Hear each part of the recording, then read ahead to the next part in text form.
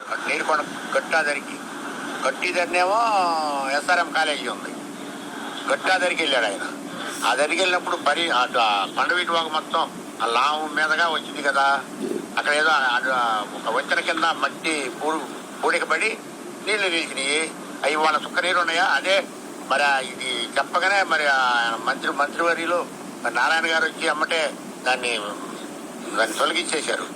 మరి అది తెలుగుదేశం పార్టీ కర్తవ్యం అంటే వాళ్ళ పని వాళ్ళు నెరవేర్చినట్టుగా చేస్తున్నారు. అంతే తప్ప ఈ వైసీపీ నాయకులు ఎప్పుడు అబద్ధాలు ఆడటం, ఈ రాజధాని మీద ఇష్టం చెమ్మటం, రాజధాని మీద బురద చెమ్మటం వాళ్ళ పని. ఈ రెండో పని లేదు. ఇప్పుడు వాడు ఒకడు ఉన్నాడు, వాడి పేరేంది, కేతిరెడ్డి.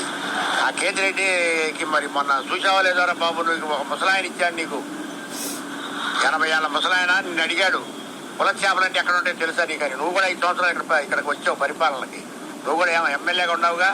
మరి ఇక్కడికి వచ్చి ఏమాత్రం పులస చేపలు పెట్టా? మరి అయాలు ఎందుకు చెప్పలే నువ్వు? అసెంబ్లీలో చెప్పొచ్చు. ఆ రోజు అసెంబ్లీలో మరి మీరు అసెంబ్లీ జరిగేటప్పుడు మరి ప్రశ్నోత్తరాల సమయంలో ఇక్కడ పులస చేపలు దొరుకుతున్నాయి నాకు, మరి పులస చేపలు పండుతాయి కదా, మరి రొయ్యలు ఈ చేపలు పండుతాయి కానీ ఇక్కడ ఏమి ఇది పెరక ప్రాంతం కాదు, మరి ఇక్కడ రాజధానికి పనికిరాదని ఆ రోజు ఎందుకు చెప్పలే నువ్వు?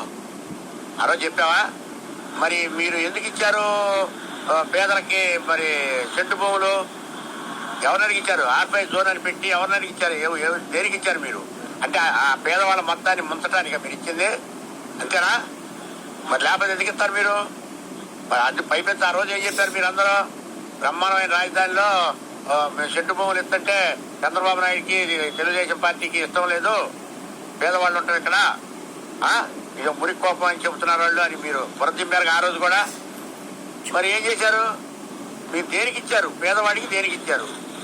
వాడు కట్టుబట్టలతో బయటికి పోవాలని ఇచ్చారా?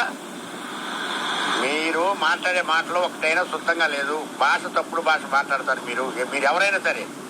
మరి ఇన్ని కేసులు ఎవరు ఏ పార్టీ మీద ఉన్నాయా? ఎన్నో పార్టీలు ఉన్నాయి మన స్వతంత్రం వచ్చిన తర్వాత. మరి ఏ పార్టీ? కాంగ్రెస్ పార్టీ ఉంది, అంతర్జాతీయ బాగా జాతీయ పార్టీ. అది వాళ్ళ మీద ఇన్ని కేసులు ఉన్నాయా?